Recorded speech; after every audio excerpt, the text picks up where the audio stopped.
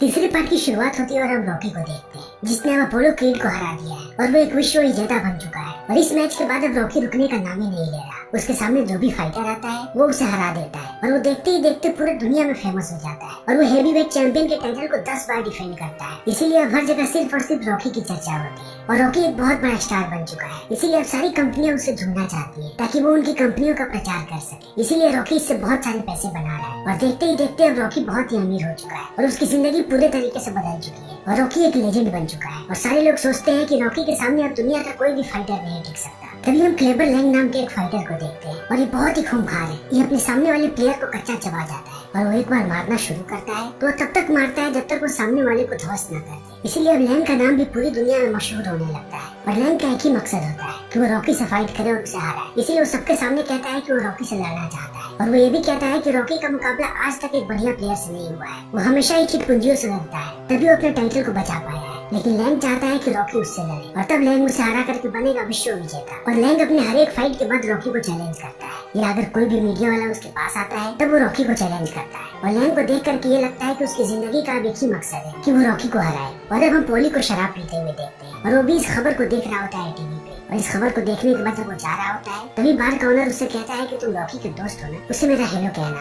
तब पोली गुस्सा हो जाता है और कहता है कि तुमने आज तक मुझे हेलो नहीं कहा। इसीलिए अब पोली गुस्से में यहाँ से बाहर निकलता है और वो जैसे ही बाहर जाता है उसे रॉकी की तस्वीर नजर आती है एक बोर्ड पे। इसीलिए वो अपनी बोतल फेंक के मारता है और उस बोर्ड को तोड़ देता है। तब पुलिस वाले उसे पकड़ लेते हैं। लेकिन जैसे ही रॉकी को ये बात पता लगती है वो पोली को छुड़ाने के लिए आता है। तब पोली रॉकी पर ही गुस्सा करने लगता है और कहता है कि तुम मुझे छुड़ाने के लिए क्यों आए, एड्रियन को आना चाहिए था, एड्रियन कहाँ है। तब रॉकी कहता है कि मैंने उसे ये सारी बातें नहीं बताई है वरना वो परेशान हो जाएगी। तब पोली और भी ज्यादा गुस्सा हो जाता है और कहता है कि अगर मैं नहीं होता तब एड्रियन भी नहीं होती। मैंने अपना खून जला करके उसकी परवरिश की है और तुम अपने दोस्ती का ढोंग बंद करो। पिछले 3 साल में तुमने मुझे दिया ही क्या है। तुम एक के बाद एक शोहरत की ऊंचाइयां चढ़ते गए और मैं वैसे का वैसे सड़क पे पड़ा रहा और एहसान के नाम पे मेरे पास तुम्हारी बस एक घड़ी है। और इतना कहने के बाद वो घड़ी को भी तोड़ देता है और कहता है कि तुम एक बार भी मेरा ख्याल नहीं आता। तुम मजे की जिंदगी जीते हो लेकिन मेरे तरफ एक बार मुड़ करके भी नहीं देखते। तुम बहुत ही स्वार्थी इंसान हो। लगता है तुम उन दिनों को भूल चुके हो जब मैं अपने मीट शॉप से तुम्हें मीट चुरा करके देता था और उसे खाने के बाद तुम इतना तंदुरुस्त रहे और तुमने इतने सारे फाइटों को जीता। तब रॉकी भी गुस्सा हो जाता है और कहता है कि कोई भी किसी के लिए कुछ भी नहीं कर सकता और अपनी तरक्की के लिए खुद ही काम करना पड़ता है और तुम्हारी में वो सारी की सारी खूबियां हैं। तुम सक्सेसफुल बन सकते हो लेकिन तुम्हारी तरक्की तभी होगी जब तुम मुझसे जलना बंद करोगे। और इस बात को सुनने के बाद पोली भड़क जाता है और वो रॉकी पे मुक्के बरसाने लगता है और रॉकी बचने लगता है और देखते ही देखते रॉकी मजाक करने लगता है और पोली का भी गुस्सा ठंडा हो जाता है। फिर रॉकी कहता है कि तुम जो नौकरी चाहो वो नौकरी ले सकते हो मेरे पास। और अब पोली फिर से रॉकी के साथ काम करने लगता है। तभी थोड़े दिनों के बाद हम रॉकी को देखते हैं एक चैरिटी मैच खेलते हुए। लेकिन ये मैच बहुत ही अनोखा है क्योंकि आज रॉकी किसी फाइटर से नहीं लड़ रहा बल्कि वो एक रेसलर से लड़ रहा है। और सबका कहना है कि ये रेसलर एक राक्षस है क्योंकि ये तकरीबन 7 फीट लंबा है और बहुत ही चौड़ा और ये हमेशा ही गुस्से में रहता है। इसका नाम है थंडर लिप्स। इसीलिए मिकी यहाँ पे रॉकी को डांटता है और कहता है कि तुम ये गलती कर रहे हो और तुम्हें इस फाइट के लिए मना कर देना चाहिए था। तब रॉकी कहता है कि बस एक चैरिटी मैच है और यहाँ पे असली वाली लड़ाई नहीं होगी। हम बस रिंग में थोड़ी देर तक इधर उधर भागेंगे और मैच खत्म हो जाएगा। तभी यहाँ पे एंट्री होती है थंडर लिप्स और थंडर लिप्स अभी करंट वर्ल्ड चैंपियन है रेसलिंग का। और अब मिकी इन सारी चीजों को देखने के बाद रॉकी को कहता है कि बंद करवाओ ये मैच। तो रॉकी कहता है कि नहीं और अब थंडर लिप यहाँ पे आ जाता है और अब रेफरी मैच को शुरू करने वाला होता है। लेकिन वो कहता है कि तुम लोगों को ये बात याद रहनी चाहिए कि ये कोई असली मैच नहीं है। और अब रॉकी थंडर लिप से कहता है कि मैच के बाद मैं तुम्हारे साथ एक फोटो खिंचवाना चाहूंगा। और इस बात को सुनने के बाद थंडर लिप उसे धक्का दे देता है और जैसे ये मैच शुरू होता है थंडर लिप उठा उठा कर पटकने लगता है रॉकी और वो उसे बड़ी बेरहमी के साथ मारता है। और इस चीज को देखने के बाद सारे लोग चौंक जाते हैं क्योंकि थंडर लिप के सामने रॉकी एकदम बच्चा नजर आता है। और अब रॉकी की वो ऐसे ही धुलाई करते रहता है और वो रुकने का नाम ही नहीं लेता। और यहीं पे हम लैंग को देखते हैं। लैंग भी इस मैच को देखने आया हुआ होता है और धुलाई करने के बाद अब थंडर लिप रॉकी को रिंग से बाहर फेंक देता है लोगों के बीच। और इस चीज को देखने के बाद अब मिकी के सीने में दर्द होने लगता है। लेकिन अब रॉकी को भी गुस्सा आ जाता है क्योंकि थंडर लिप के सामने जो भी आता है वो उसकी धुलाई करने लगता है और अब वो आम लोगों को भी पीट रहा होता है। इसलिए रॉकी पोली को कहता है कि मेरे ग्लव्स उतार। और ग्लव्स उतारने के बाद वो फिर से रिंग के अंदर घुस जाता है और वो थंडर लिप को अंदर बुलाने लगता है। और जैसे ही थंडर लिप अंदर आता है वो उस पर मुक्कों की बारिश करने लगता है। और रॉकी जानता है कि थंडर लिप तगड़ा है लेकिन उस पर बिल्कुल भी फुर्ती नहीं है। इसीलिए रॉकी अपनी फुर्ती का इस्तेमाल करता है और उसे ऐसे ही मारते जाता है। तभी थंडरलिप रॉकी को गला पकड़ करके ऊपर उठा देता है और पोली इस चीज को देख नहीं पाता है। फिर वो एक कुर्सी उठाता है और उसे ला करके थंडरलिप के ऊपर दे मारता है, लेकिन अब थंडरलिप पोली को पीटने लगता है। तभी रॉकी दूसरी तरफ से आकर के थंडरलिप का गला पकड़ लेता है और वो उसका गला छोड़ ही नहीं रहा होता है और देखते ही देखते थंडरलिप नीचे बैठ जाता है और रॉकी को पता लग जाता है कि यही सही मौका है। फिर वो थंडरलिप को उठा लेता है और अब वो उसे रिंग के बाहर फेंक देता है और इसी के साथ ही मैच यहीं पे खत्म हो जाता है। तभी थंडरलिप आता है रॉकी के पास और उसे कहता है कि बहुत ही बढ़िया मैच था। तब रॉकी कहता है कि तुम इतने पागल क्यों हो गए थे और तुम कुछ भी सुन नहीं रहे थे। तब थंडरलिप कहता है कि इसी के लिए मुझे जाना जाता है और अगर मैं ऐसा ना करूं तब खेल में कोई भी मजा नहीं रह जाएगा। तब रॉकी कहता है कि क्या मैं तुम्हारे साथ एक फोटो ले सकता हूँ अपने पूरे परिवार के साथ, और थंडरलिप कहता है कि हाँ बिल्कुल। इसीलिए वे लोग साथ में फोटो खिंचवाते हैं और रॉकी घर पहुँच जाता है। तब हमें पता लगता है कि ये सारे लोग किसी फंक्शन में जाने वाले हैं और इनके साथ मिकी भी होता है। इसीलिए वे लोग तैयार होकर के निकल पड़ते हैं फंक्शन के लिए। और जब वो लोग फंक्शन में आते हैं तब हमें पता लगता है कि यहाँ पे रॉकी का एक स्टैचू बनाया गया है और ये वही जगह है जहाँ पे रॉकी दौड़ा करता था और ये रॉकी के लिए बहुत ही बड़े सम्मान की बात है। इसीलिए वो पूरे शहर का शुक्रिया अदा करने लगता है और कहता है कि आज मैं जो कुछ भी हूँ आप लोगों की प्यार की वजह से हूँ। और वो यहाँ पे मिकी का भी नाम लेता है और कहता है कि ये इज्जत मुझे अपने काम की वजह से मिला है, अपनी मेहनत की वजह से मिली है और अपनी फाइटिंग की वजह से मिली है। इसीलिए मैं हमेशा ही मेहनत करता रहूंगा और आप लोगों को ऐसे ही एंटरटेन करूंगा। तभी यहाँ पे लैंग आ जाता है और कहता है कि इसका पुतला यहाँ पे क्यों लगाया है, ये मेरे सामने कुछ भी नहीं है और मैं बहुत दिनों से इसे चुनौती दे रहा हूँ लड़ने के लिए, लेकिन ये मुझसे लड़ना ही नहीं चाहता और ऐसे डरपोक की मूर्ति आप लोग लगा रहे हैं। आज इसके पास हर एक चीज है क्योंकि इसे मौका मिला, लेकिन आज मेरे पास कुछ भी नहीं है जबकि मैं इसे बेहतरीन फाइटर हूँ। इसीलिए मैं चाहता हूँ कि मैं इसका मुकाबला करूँ और मैं पूरी दुनिया को दिखा दूँ कि मैं इससे बेहतर हूँ और मैं बन जाऊँ यहाँ का हेवीवेट चैंपियन। और इतना कहने के बाद वो रॉकी को और भी ज्यादा उकसाने लगता है। इसीलिए वो ड्रेन को कहता है कि तुम्हारी मुलाकात आज तक अच्छे मर्द से नहीं हुई है और तुमने जाना ही नहीं कि मर्दानगी क्या होता है, इसीलिए तुम मेरे पास आओ, मैं तुम्हें बताऊंगा कि असली मर्द क्या होता है। क्योंकि रॉकी मर्द नहीं है, ये डरपोक है। और इन बातों को सुनने के बाद रॉकी भी भड़कने लगता है। तब लैंग कहता है कि अब तक तुमने जितने भी फाइट लड़ा है वो सारे के सारे मैच फिक्स थे, इसीलिए तुमने इन सारे मैचों को जीत लिया। और इस बात को सुनने के बाद मिकी भी भड़क जाता है और कहता है कि तुम अब इस खेल की तौहीन कर रहे हो और तुम अपने आप को खिलाड़ी कहते हो, रॉकी तुमसे नहीं लड़ेगा। और इस बात को सुनने के बाद अब रॉकी मिकी से कहता है कि नहीं, मैं इससे लड़ना चाहता हूँ, लेकिन मिकी कहता है कि नहीं, अगर तुम इससे लड़ोगे तब मैं तुम्हारे साथ नहीं हूँ। और इतना कहने के बाद मिकी यहाँ से चला जाता है। तब लैंग और भी ज्यादा बदतमीजी करने लगता है और इससे रॉकी भड़क जाता है और रॉकी लैंग को मारने के लिए दौड़ता है। तब लोग उसे हटा देते हैं और अब रॉकी जैसे ही घर आता है वो दौड़ता हुआ पहुँचता है मिकी के पास। तब मिकी अपनी पैकिंग कर रहा होता है और रॉकी कहता है कि तुम कहाँ जा रहे हो। तब मिकी कहता है कि मैं हमेशा के लिए जा रहा हूँ। तब रॉकी कहता है कि मुझे कैसे भी उस आदमी से लड़ना है क्योंकि वो हर जगह मेरी बदनामी कर रहा है। तब मिकी कहता है कि एक बात को तुम गांठ बांध करके रख लो, तुम लैंग से नहीं जीत सकते क्योंकि वो बहुत ही खतरनाक है और अगर तुम उससे लड़े तब तुम 3 राउंड भी नहीं टिक पाओगे। और इस बात को सुनने के बाद रॉकी भड़क जाता है और कहता है कि तुम क्या बात कर रहे हो, मैंने 10 बार अपने टाइटल को डिफेंड किया है। तब मिकी कहता है कि उन सारे फाइटर को मैंने बुलाया था और मैंने जानबूझ के कमजोर फाइटर को चुना था कि तुम उन्हें हरा दो, लेकिन लैंग बहुत ही खतरनाक है, तुमने शायद इसके फाइट्स नहीं देखे। ये तब तक अपने अपोजिशन को मारता है जब तक वो उन्हें गिरा न दे, इसीलिए इससे मुकाबला करना यानी मौत को गले लगाना है और मैं इस पागलपन में तुम्हारे साथ बिल्कुल भी नहीं। इसीलिए अब रॉकी बहुत ही ज्यादा निराश हो जाता है और कहता है कि तुमने मेरे नजरों में आज मुझे गिरा दिया और मुझे लगता है कि मैंने आज तक कुछ भी नहीं किया है और वो सारे के सारे फाइट फिक्स थे। तब मिकी कहता है कि वो फाइट फिक्स नहीं थे, अब तुम्हारे अंदर पहले जैसी बात नहीं रही। जब तुमने क्रीड का मुकाबला किया था तब तुम्हारे अंदर अलग जोश था, लेकिन अब तुम्हारा जोश ठंडा हो चुका है और मैं नहीं चाहता था कि तुम्हारी जान को खतरा हो क्योंकि तुम कभी भी अपना आँख खो सकते हो। इसीलिए मैंने ऐसे फाइटर को चुना जिससे तुम्हें कोई भी खतरा ना हो। और इन बातों को सुनने के बाद रॉकी कहता है कि मैं एक बार फिर से अपनी नजरों में उठना चाहता हूँ, इसीलिए मुझे आपकी मदद चाहिए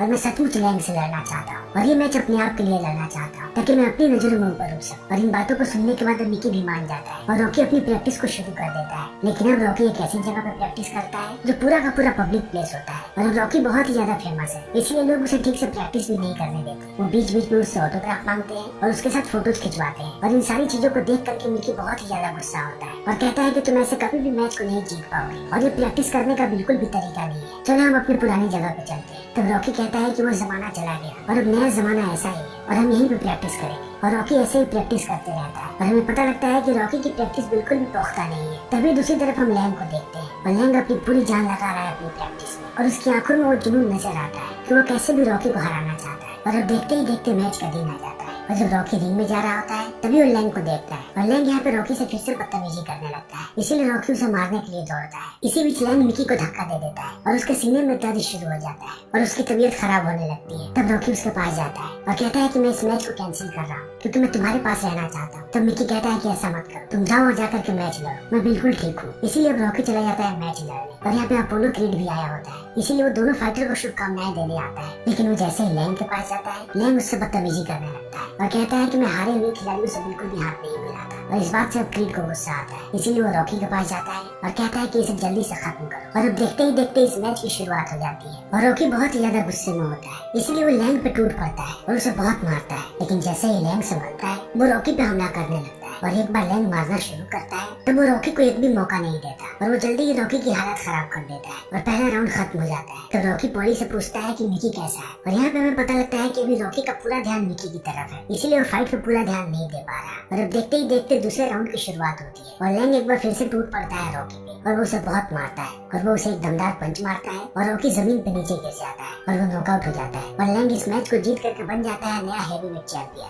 तब रॉकी भागता हुआ पहुंचता है मिकी के पास और मिकी पूछता है कि मैच में क्या हुआ। तब रॉकी कहता है कि मैं 2 ही राउंड में नॉकआउट हो गया और इस बात से मिकी बहुत दुखी होता है और यहीं पे मिकी की मृत्यु हो जाती है। और मिकी की मृत्यु के बाद रॉकी पूरी तरीके से टूट जाता है और उसे समझ में नहीं आता कि अब वो फिर से कैसे खड़ा होगा, इसीलिए वो अपने पुतले के पास जाता है और अपने आप को कोसने लगता है और वो अपना हेलमेट दे मारता है अपने पुतले पे और जाता है पुराने जिम खाने में। तभी यहाँ पे अपोलो क्रीड आता है और क्रीड को देखने के बाद रॉकी चौंक जाता है और कहता है कि तुम्हें कैसे पता लगा कि मैं यहाँ पे मिलूंगा। तब क्रीड कहता है कि मुझे तुम्हारी पत्नी ने बताया कि तुम यहीं पे मिलोगे और इतना कहने के बाद वो रॉकी से कहता है कि तुम बहुत ही हारे हुए लग रहे हो और रिंग में भी तुम्हारे अंदर वो जोश नहीं थी। जब तुमने मुझे हराया था तब तुम एक अलग फाइटर थे, लेकिन अब तुम बिल्कुल बदल चुके हो। और इन बातों को सुनने के बाद रॉकी कहता है कि तुम क्या चाहते हो। तब क्रीड कहता है कि मैं चाहता हूँ कि तुम संन्यास मत लो और तुम एक बार फिर से वर्ल्ड हेवीवेट चैंपियन बनो और लैंग को हराओ और मैं इसमें तुम्हारी मदद करूंगा और मैं तुम्हें ट्रेनिंग देना चाहता हूँ क्योंकि मैं जानता हूँ तुम अभी उठ खड़े हो सकते हो और तुम ही लैंग को हराओगे क्योंकि तुम्हारे अंदर अभी भी वो बात बची हुई है और तुम्हारी उम्र नहीं है संन्यास लेने की और न ही मेरी उम्र है और मैं तुम्हारे दर्द को बखूबी समझता हूँ क्योंकि जब मैं तुमसे हारा था तब मैं इसी दौर से गुजर रहा था, इसीलिए मैं तुम्हारी मजबूरी को समझ रहा हूँ। लेकिन ये वक्त शोक मनाने का नहीं है बल्कि अपने आप को तैयार करने का है और मैं तुम्हें तैयार कर सकता हूँ। और अब रॉकी भी इस बात के लिए मान जाता है। तभी हम लैंग का इंटरव्यू देखते हैं और उससे रिपोर्टर पूछता है कि रॉकी से आप रीमैच के बारे में क्या कहना चाहेंगे। तब लैंग कहता है कि मैं उसे एक बार फिर से हरा दूंगा और उसे हराना मेरे बाएं हाथ का खेल है। और इस चीज को देखने के बाद अब क्रीड भड़क जाता है और कहता है कि इन शब्दों को याद रखना और तुम्हें इसे बहुत ही बुरी तरीके से हराना है और जब तुम उसे हरा दोगे तब तुम्हें मेरा एक काम करना पड़ेगा।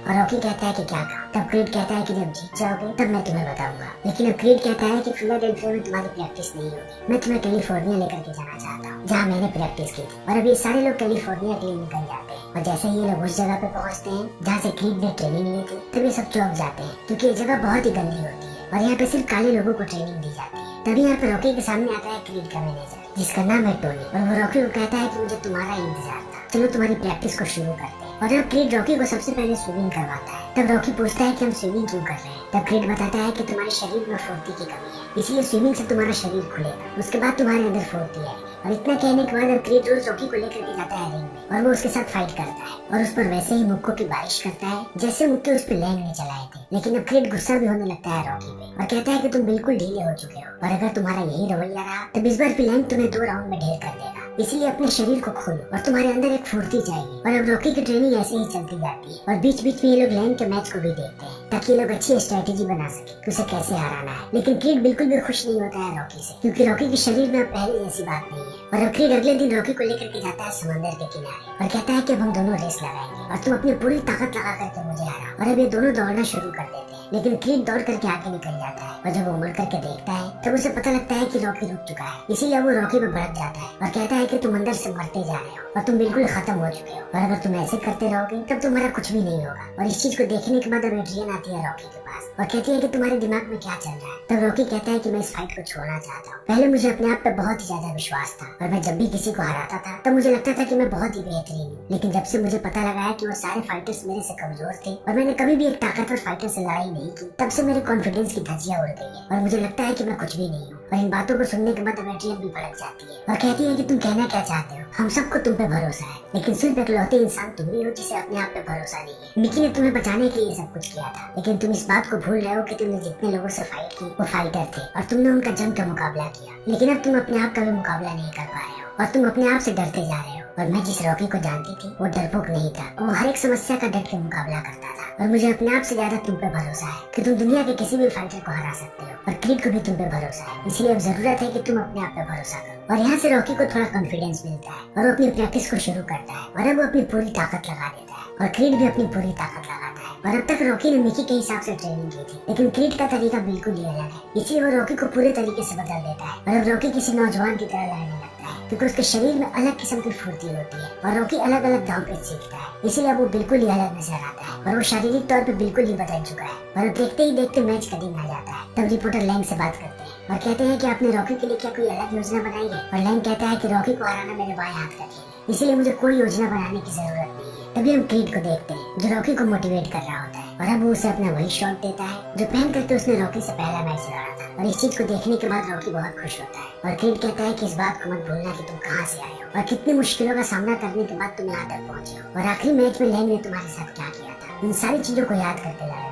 और इस मैच को जीतने के बाद तुम्हें मेरा एक काम पूरा करना है। और अब रॉकी पहुंच जाता है रिंग में और सारे लोग रॉकी रॉकी का नारा लगा रहे होते हैं। तभी यहाँ पे लैंग आता है और लैंग लोगों को धक्का देने लगता है और वो जैसे ही रिंग में आता है वो फिर से रॉकी से बदतमीजी करने लगता है और वो क्रीड को धक्का दे देता है, जिससे रॉकी एक बार फिर से गुस्सा हो जाता है। तब रेफरी इन दोनों को अलग करता है और जल्दी ही इस मैच की शुरुआत हो जाती है। लेकिन अब रॉकी फिर से बहुत गुस्से में, इसीलिए वो शुरू से ही लैंग पे हमला करने लगता है और उस पर मुक्कों की बारिश करने लगता है और वो ऐसे ही मारते रहता है लैंग को। और लैंग भी उसे मारने की कोशिश कर रहा है, लेकिन लैंग इसे एक भी पंच नहीं मार पाता और पहला राउंड खत्म हो जाता है। और जैसे ही दूसरे राउंड की शुरुआत होती है रॉकी उस पर फिर से मुक्के बरसाने लगता है। तभी लैंग उसे कॉर्नर में ढकेल देता है और उसके बाद वो रॉकी को मारने लगता है। तब रॉकी को मौका नहीं मिलता और लैंग उसे इतना मारता है कि नीचे गिरा देता है और रॉकी जब उठ के खड़ा होता है तब लैंग उसे फिर से मारता है और अब रॉकी ऐसे ही लड़खड़ाने लगता है और एक वक्त के बाद वो वार करना बंद कर देता है और लैंग उसे पीटते रहता है। तब रॉकी लैंग को उकसाने लगता है और कहता है कि और मारो मुझे, लगता है तुम्हारे अंदर ताकत नहीं है। और इस चीज को देखने के बाद सारे लोग चौंक जाते हैं कि आखिर रॉकी क्या कर रहा है। और अब लैंग रॉकी को ऐसे ही पीटते रहता है और ये राउंड भी खत्म हो जाता है। तब क्रीड उसके पास आता है और कहता है कि तुम मुझसे मार क्यों खा रहे हो और तुम उसे क्यों नहीं मार रहे। तब रॉकी कहता है कि मैंने प्लानिंग की है क्योंकि मैं जानता हूँ कि लैंग में इतनी ताकत नहीं है कि वो ज्यादा राउंड खेल सके, इसीलिए मैं उसे थका रहा हूँ। और फिर अगले राउंड की शुरुआत हो जाती है और लैंग एक बार फिर से टूट पड़ता है रॉकी पे और रॉकी ऐसे ही मार खाते रहता है और एक के बाद एक राउंड ऐसे ही निकलते जाता है और लैंग रॉकी को पीटते जाता है। और इस चीज को देखने के बाद सारी ऑडियंस पागल हो रही होती है और क्रीड भी। लेकिन देखते देखते एक वक्त ऐसा आता है जब लैंग थक जाता है। तब रॉकी अपना कमाल दिखाता है और वो एक के बाद एक घुसे मारने लगता है लैंग और देखते ही देखते वो लैंग की हालत खराब कर देता है और वो उसे इतना मारता है कि लैंग जमीन पे नीचे गिर जाता है और रेफरी गिनती करता रह जाता है, लेकिन लैंग ऊपर नहीं आता और रॉकी इस मैच को जीत करके फिर से हेवीवेट चैंपियन बन जाता है।